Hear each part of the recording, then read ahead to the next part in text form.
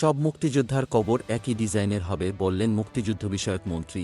মুক্তিযুদ্ধ বিষয়ক মন্ত্রী আ.ক.ম মোজাম্মেল হক বলেছেন, সব শহীদ ও মৃত বীর মুক্তিযোদ্ধাদের কবর সারা দেশে একই ডিজাইনে নির্মাণ করা হবে, যাতে ভবিষ্যৎ প্রজন্ম শত বছর পরও কবর দেখেই চিনতে পারে এটা বীর মুক্তিযোদ্ধার কবর।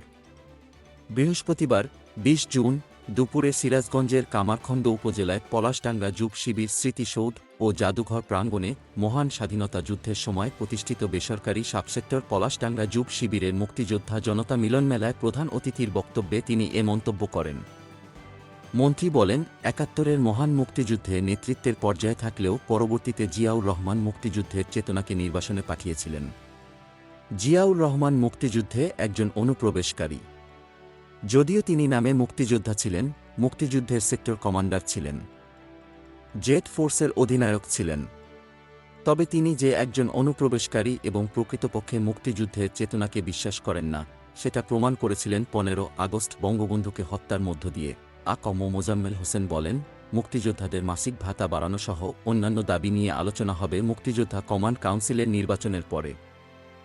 আগামী সেপ্টেম্বর মাসের ২৮-২৯ তারিখে দেশব্যাপী মুক্তিযোদ্ধা সংসদের নির্বাচন অনুষ্ঠিত হবে।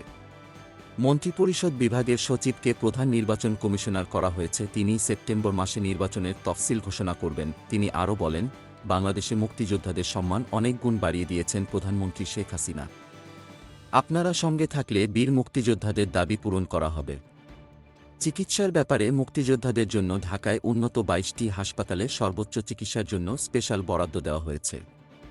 জুলাই মাস থেকে সারা দেশের সব শহীদ ও মৃত বীর মুক্তিযোদ্ধার জন্য একই ডিজাইনের কবর দেওয়া হবে, যা দেখে সহজেই যে কেউ বুঝতে পারবে মুক্তিযোদ্ধার কবর। পলাশডাঙ্গা যুব শিবিরের যুদ্ধকালীন সহকারী কমান্ডার বীর মুক্তিযোদ্ধা অ্যাডভোকেট বিমল কুমার দাসের সভাপতিত্বে অনুষ্ঠিত মুক্তিযোদ্ধা জনতা মিলন মেলায় আরও বক্তব্য রাখেন সিরাজগঞ্জ ২ সদর ও কামারখন্দ আসনের সংসদ সদস্য ড জান্নাত আরা হেনরি, সিরাজগঞ্জ ৬ উল্লাপাড়া আসনের সংসদ সদস্য বীর মুক্তিযোদ্ধা শফিকুল ইসলাম শফি, সিরাজগঞ্জ জেলা পরিষদের চেয়ারম্যান শামীম তালুকদার লাবু, জেলা প্রশাসক মীর মোহাম্মদ মাহবুবুর রহমান, সিরাজগঞ্জ জেলা আওয়ামী লীগের সভাপতি বীর মুক্তিযোদ্ধা অ্যাডভোকেট কে.এম. হোসেন আলী হাসান, সাধারণ সম্পাদক আব্দুস সামাদ তালুকদার, সিরাজগঞ্জ জেলা মুক্তিযোদ্ধা সংসদের সাবেক কমান্ডার বীর মুক্তিযোদ্ধা শফিকুল ইসলাম শফি, সিরাজগঞ্জ সদর উপজেলা চেয়ারম্যান রিয়াজ উদ্দিন, শাহজাদপুর উপজেলা চেয়ারম্যান বীর মুক্তিযোদ্ধা হালিমুল হক মিরু, কামারখন্দ উপজেলা চেয়ারম্যান শহীদুল্লাহ সবুজ সহ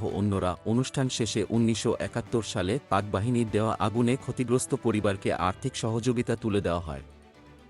এই বাহিনী ছাত্র, শ্রমিক, বেঙ্গল রেজিমেন্টের সদস্য, ইপিআরের সদস্য, বিএলএফের সদস্য ও এফএফের সদস্যদের সমন্বয়ে পরিচালিত হতো।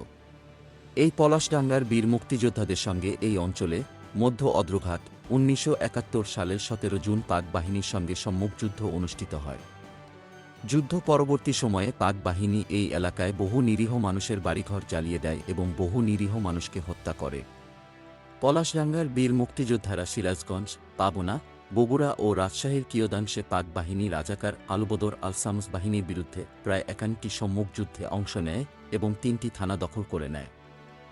গোলাম মোস্তফা, ডেস্ক রিপোর্ট, বিই নিউজ, ঢাকা।